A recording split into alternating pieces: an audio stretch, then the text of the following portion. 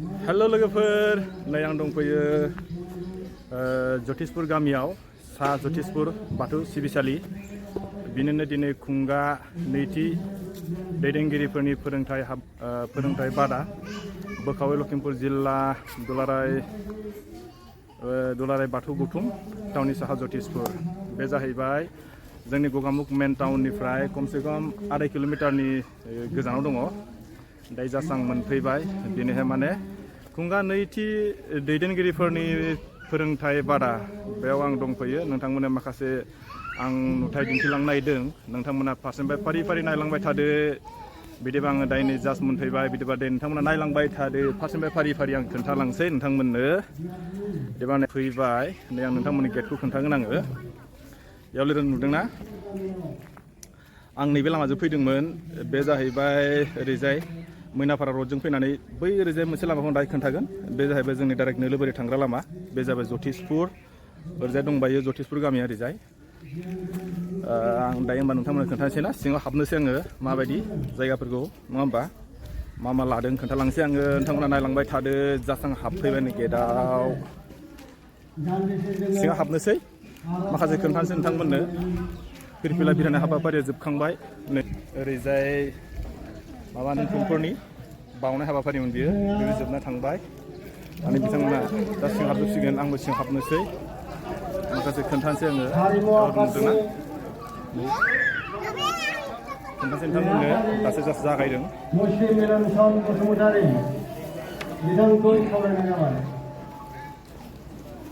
हाय आंबो सिङाव हाबनोसै दायो। मा लाहार फाहाराथ' इसिबां जाथ'आखै बायदि मोनदां। थेवबाबो खोन्थानोसै नोंथांमोननो लाहार फाहारखौ सिङाव। आर'जनि हाबाफारिखौ दैदेनलां दै सारदों दै सान्थि ना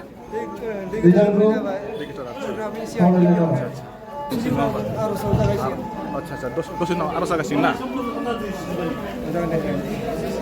फैगासिनो खोन्थासै आं नै सिङाव जिरायबाय हाबाफारि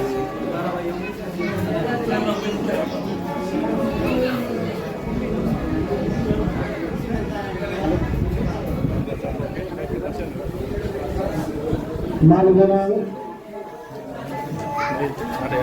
मुस्रि मिलनसुद बसुमतारी नोंथाङा जेरावखि थाया मानो दान्दिसे नुजाथिफैनो थाखाय खावलायनाय जाबाय।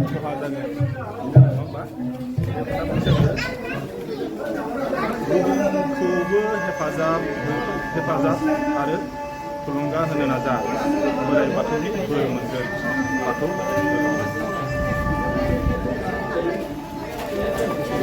गासैबो टाइलजों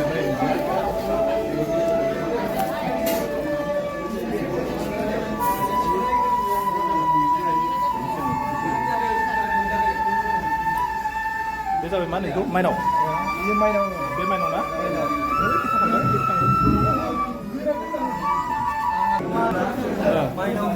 माइनाव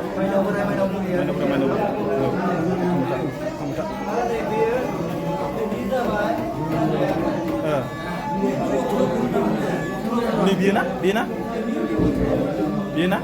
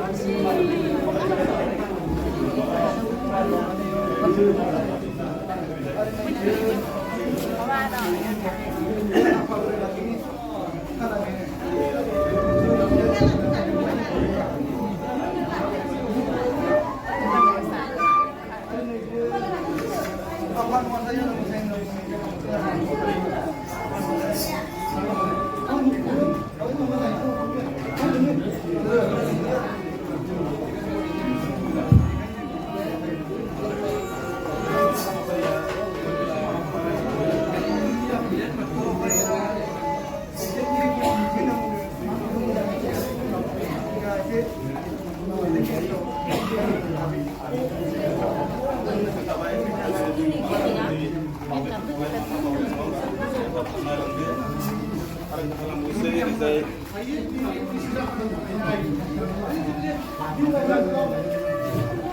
ओंखारलांसै नोंथांमोननो नालायदो दायो आर'ज गाबनाय हाबाफारि जासिगोन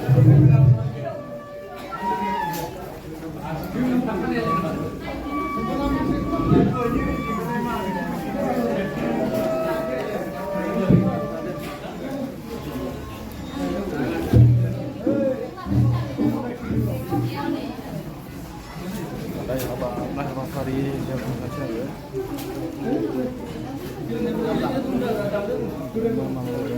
आरो